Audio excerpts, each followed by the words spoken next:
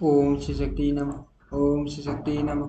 ओम श्री शक्ति नमः। ओम श्री शक्ति नमः। यमुना तटवर्ती इंद्रप्रस्थ नामक तीर्थ की महात्म्य बताओ। ऋषि ने पूछा, सूची अब आप यमुना जी के महात्म्य का विस्तार पूर्वक वर्णन कीजिए, साथ ही यह बात भी बताइए किसने किसके प्रति इस महात्म्य का उपदेश किया था। सूची ने कहा, एक समय की बात है, पांडुनंद युधिष्ठिर सौबरी मुनि से कल्याण में ज्ञान सुनने के लिए उनके स्थान पर गए और उन्हें नमस्कार करके इस इस प्रकार पूछने लगे, ब्राह्मण, सूर्य कन्या यमुना जी के तट पर जितने तीर्थ हैं उनमें ऐसा कल्याण में तीर्थ कौन है जो भगवान की जन्मभूमि मथुरा से भी बढ़ा हो। स्वबली बोले, एक समय मुनिश्रेष्ठ नारद और पर्वत आकाश मार्ग से जा रहे थे। जाते जाते उनकी दृष्टि परम मनोहर खांडव वन पर पड़ी। वे दोनों मुनि आकाश से वहां उतर पड़े और यमुना जी के उत्तम तट पर बैठकर विश्राम करने लगे। क्षण पर विश्राम करने के बाद उन्होंने स्नान करने के लिए जल में प्रवेश किया। इसी समय उसी ने देश के राजा शिवी ने, जो उस वन में शिकार खेलने के लिए आए थे, उन दोनों मुनियों को देखा। तब वे उनके निकलने की प्रतीक्षा करते हुए नदी के तट पर बैठ गए। नारद और पर्वत मुनि जब विधि पूर्वक स्नान करके वस्त्र पहन चुके, तब राजा शिवी ने उनके चरणों में मस्तक रखकर प्रणाम किया। फिर तो वे मुनि भी राजा के साथ ही तट पर विराजमान हो गए। वहां सूर्य के हजारों युग दिखाई दे रहे थे। अभिमान रहित राजा शिवी ने उन युगों पर दृष्टि डालकर देव ऋषि नारद और पर्वत से पूछा, मुनिवर, ये यज्ञ युग किनके हैं? किस देवता अथवा मनुष्य ने यहाँ यज्ञ किए हैं? काशी आदि तीर्थों को छोड़कर किस पुरुष ने यहाँ यज्ञ किया है? अन्य तीर्थों से यहाँ या क्या विशेषता है? इसमें कौन सा विज्ञान भंडार भरा हुआ है? यह बताने की कृपा करे। नारद जी ने कहा, राजन, पूर्व काल में हिरण्यकशिपु ने जब देवताओं को जीतकर तीनों लोकों का राज्य प्राप्त कर लिया तो उसे बड़ा घमंड हो गया। उसके पुत्र प्रहलाद जी भगवान विष्णु के अन्य भक्त थे, किंतु वह पापात्मा उनसे सदा द्वेष रखता था। भक्त से द्रोह करने के कारण उसे दंड देने के लिए भगवान विष्णु ने नरसिंह रूप धारण किया और उसका वध करके स्वर्ग का राज्य इंद्र को समर्पित कर दिया। अपना स्थान पाकर इंद्र ने गुरु बृहस्पति के चरणों में मस्तक झुकाकर प्रणाम किया और भगवान नारायण के गुणों का स्मरण करते हुए कहा, गुरुदेव, समस्त जगत का पालन करने वाले नरसिंह रूपधारी श्री हरि ने मुझे पुण्य देवताओं का राज्य प्रदान किया है। अर्थ में यज्ञों द्वारा उनका पूजन करना चाहता हूँ। इसके लिए आप मुझे पवित्र स्थान बताइए और योग्य ब्राह्मणों का परिचय दीजिए। आप हम लोगों के हितकारी हैं, अर्थ इस कार्य में विलंब न करना चाहिए। बृहस्पति ने कहा, देवराज, आपका खांडव वन परम पवित्र और रमणीय स्थान है। वहाँ त्रिभुवन को पवित्र करने वाली पुण्य में यमुना नदी है। यदि आप आत्मीय जनों का कल्याण चाहते हो तो उसी के तट पर चलकर नाना प्रकार के यज्ञों द्वारा भगवान केशव की आराधना करो। गुरु बृहस्पति के वचन सुनकर देवराज इंद्र तुरंत गुरु देवता तथा यज्ञ सामग्री के साथ खांडव वन में आए। फिर गुरु की आज्ञा से ब्राह्मण कुमार वशिष्ठ आदि सप्त ऋषियों तथा अन्य ब्राह्मणों का वरण करके इंद्र ने जगतपति भगवान विष्णु का यजन किया। इससे प्रसन्न होकर भगवान विष्णु ब्रह्मा और महादेव जी के साथ इंद्र के यज्ञ में पधारे। सरल हृदय इंद्र तीनों देवताओं को उपस्थित देख तुरंत आसन से उठकर खड़े हो गए और मुनियों के साथ उनके चरणों में प्रणाम किया। फिर वाहनों से उतर के वे तीनों देवता सोने के सिंहासन पर विराजमान हुए। उस समय वेदियों पर प्रज्वलित त्रिविध अग्नियों की भांति उन तीनों की शोभा हो रही थी। श्वेत और लाल वर्ण वाले शंकर एवं ब्रह्मा जी के बीच में बैठे हुए पीताम्बरधारी श्याम सुंदर भगवान विष्णु ऐसे जान पड़ते थे मानो दो पर्वत शिखरों के बीच बिजली सहित मेघ दिखाई दे रहा हो। इंद्र ने उन तीनों के शरण धोकर उस जल को अपने मस्तक पर चढ़ाया और बड़ी प्रसन्नता के साथ मधुर वाणी में इस प्रकार स्तुति करना आरंभ किया। इंद्र बोले, देव, आज मेरे द्वारा आरंभ किया हुआ यह यज्ञ सफल हो गया, क्योंकि योगियों को भी जिनका दर्शन मिलना अत्यंत कठिन है, वे ही आप तीनों देवता स्वतः मुझे दर्शन देने पधारे हैं। विष्णु यद्यपि आप एक ही हैं, तो भी सत्व आदि गुणों का आश्रय लेकर आपने अपने तीन स्वरूप बना लिए हैं। इन तीनों ही रूपों का तीनों वेदों में वर्णन है, अथवा ये तीनों रूप तीन वेद स्वरूप ही हैं। जैसे जैसे स्फटिक मणि समट उज्ज्वल है, किंतु भांति भांति के रंगों के संपर्क में आकर विविध रंग का जान पड़ता, उसी प्रकार आप एक होने पर भी ये उपाधि उपाधि भेद से अनेक भ्रष्ट प्रतीत होते हैं। आपका यह नाना तत्व स्फटिक मणि के रंगों की भांति मिथ्या ही है प्रभु। जैसे लकड़ियों में छिपी हुई आग रगड़े बिना प्रकट नहीं होती, उसी प्रकार संपूर्ण भूतों के हृदय में छिपे हुए आप परमात्मा भक्ति से ही प्रत्यक्ष प्रकट होकर दर्शन देते हैं। आप सब प्राणियों का उपकार करने वाले हैं। आप में एक की भी भक्ति हो तो अनेकों अनेकों को सुख होता है। प्रहलाद जी की हुई भक्ति भक्ति के द्वारा आज संपूर्ण देवता सुखी हो गए। हम सभी देवता विषय भोगों भोगों में ही फंसे हैं। हमारे मन पर आपकी माया का पर्दा पड़ा है। अतः हम आपके स्वरूप को नहीं जानते। उसका यथावत ज्ञान तो उन्हीं को होता है जो आपके शरणों के सेवक हैं। ब्रह्मा और महादेव जी आप दोनों दोनों भी इस जगत के गुरु हैं। ये गुरु गुरु तत्व भगवान विष्णु का ही है, इसीलिए आप लोग इनसे पृथक नहीं है। वाणी से जो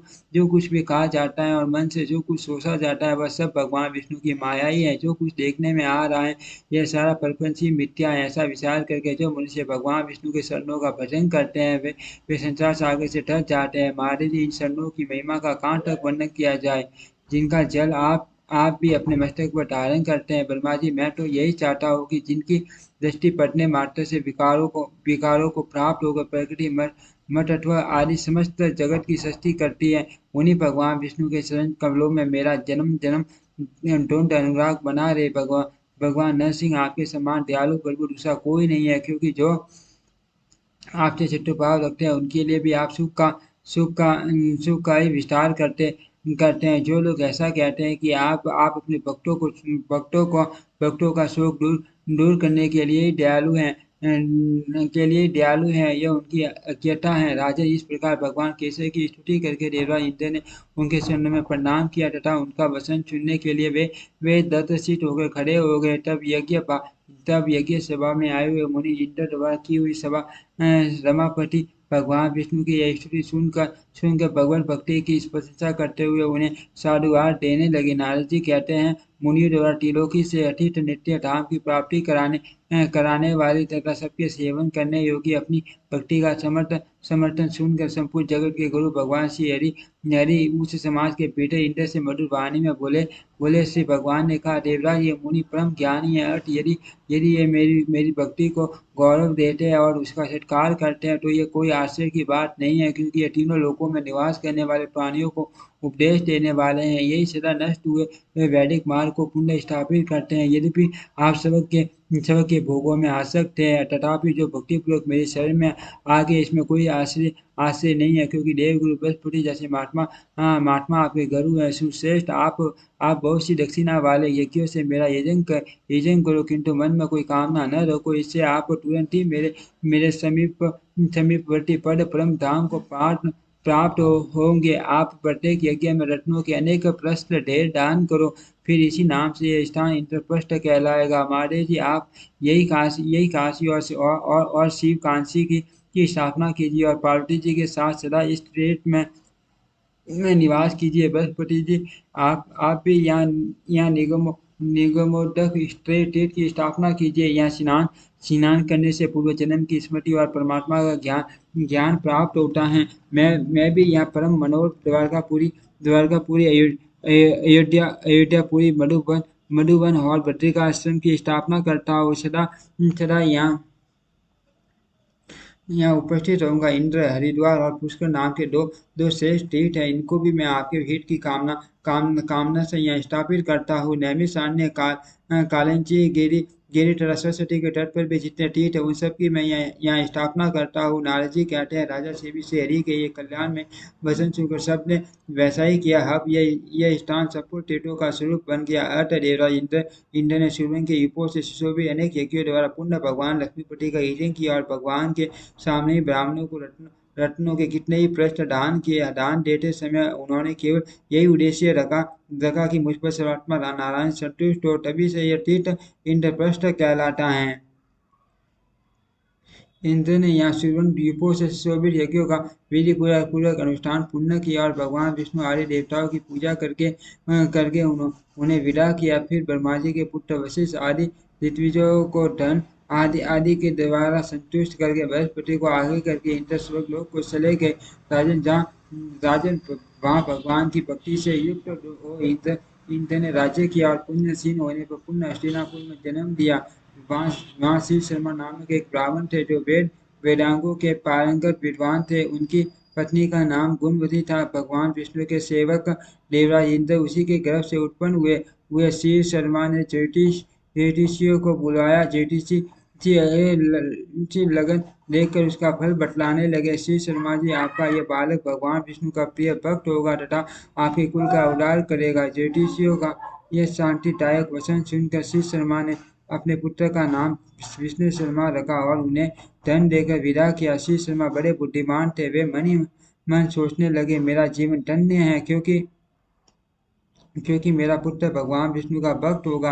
मन में ऐसी ही बात विचारते हुए श्री शर्मा ने किसी अच्छे दिन को श्रेष्ठ श्रेष्ठ ब्राह्मणों के द्वारा शिशु के जार कर्म आदि संस्कार कराए। जब 60 वर्ष व्यतीत हो गए और 8वां वर्ष आ लगा तब उन्होंने अपने पुत्र का उपनयन संस्कार किया। इसके बाद 12 वर्षों तक उसे अंगों सहित वेद पढ़ाए। तत्पश्चात श्री शर्मा ने पुत्र का विवाह कर दिया। बुद्धिमान विष्णु शर्मा ने अपनी पत्नी से एक पुत्र उत्पन्न करके अपने विषय भाषण रहित मन को तीर्थ यात्रा में लगाया और पिता के पास जाकर उनके दोनों चरणों में प्रणाम किया। तत्पश्चात महाप्रज्ञा विष्णु शर्मा इस प्रकार बोले, पिताजी मुझे आज्ञा दीजिए, मैं सत्संग प्रदान करने वाले तथ्य आश्रम को स्वीकार करके अब श्री विष्णु की आराधना करूंगा। स्त्री ग्रह ग्रह धन संतान और सूद ये सभी जल में उतरने वाले बुद्धों की तरह क्षण भंगुर हैं। अतः विद्वान पुरुष इनमें आसक्त नहीं होता। मैंने वेदों के स्वाध्याय से और संतानोत्पत्ति के द्वारा कर्मश ऋषि तृण और पितृ तन से उद्धार पा लिया है। अब तीर्थों में रहकर निष्काम भाव से भगवान केशव की आराधना करना चाहता हूँ। गुण में पदार्थों की आसक्ति का त्याग करके जब तक प्रारब्ध शेष है किसी उत्तम तीर्थ में रहने का विचार करता हूँ। श्री शर्मा ने कहा, बेटा मेरे लिए भी अहंकार शून्य होकर चतुर्थ आश्रम में प्रवेश करने का समय आ गया। अर्थ मैं भी विषयों को विष की भांति त्याग कर श्री केशव रूपी अमृत का सेवन करूंगा। अब मेरी वृद्धावस्था आ गई। हट घर में मेरा मन नहीं लगता। आपका छोटा भाई श्री शर्मा कुटुंब का पालन पोषण करेगा। हम दोनों श्री हरि के शरण कमलों का चिंतन करते हुए अब यहाँ से चल दे। श्री नारद जी कहते हैं, राजन ऐसा निश्चय करके वे दोनों मुमुक्षु पिता पुत्र अंधकारपूर्ण आदि रात के समय घर से चल दिए और घूमते हुए इस परम कल्याण में तीर्थ इंद्रप्रस्थ में आए। यहाँ अपने पूर्व जन्म के किए हुए यज्ञ युगों को देखकर विष्णु शर्मा को श्री हरि समागम का स्मरण हो आया। उन्होंने अपने पिता से कहा, पिताजी मैं पूर्व जन्म में इंद्र था। मैंने ही भगवान विष्णु को प्रसन्न करने की इच्छा से यहाँ यज्ञ किए थे। यही मेरे ऊपर भक्त वत्सल भगवान केशव प्रसन्न हुए थे। मैंने रत्नों के पृष्ठ दान करके यहाँ ब्राह्मणों को और सप्त ऋषियों को संतुष्ट किया था। उन्होंने ही मुझे विष्णु भक्ति की प्राप्ति तथा इस जन्म में मोक्ष होने का आशीर्वाद दिया था। इस तीर्थ को सर्व तीर्थ में बनाकर इंद्रप्रस्थ नाम दिया गया। उन मुनिवरों ने इसी स्थान पर मेरी मृत्यु होने की बात बताई है और अंत में भगवान के परम धाम की प्राप्ति होने का आश्वासन दिया है। ये सब बातें मुझे इस समय याद आ रही हैं। यह निगमोदक नामक तीर्थ है जिसे मेरे गुरु बृहस्पति ने स्थापित किया था। सप्त तीर्थ और निगमोद इन दो तीर्थों के बीच में देवताओं ने इस इंद्रप्रस्थ नामक महान क्षेत्र की स्थापना की है। पिताजी ये पूर्व से पश्चिम की ओर एक योजन चौड़ा है और यमुना के दक्षिण तट पर 4 योजन लंबाई में फैला हुआ है। महर्षियों इंद्रप्रस्थ की इतनी ही महिमा बताई है। ओम श्री शक्ति नमः। ओम श्री शक्ति नमः।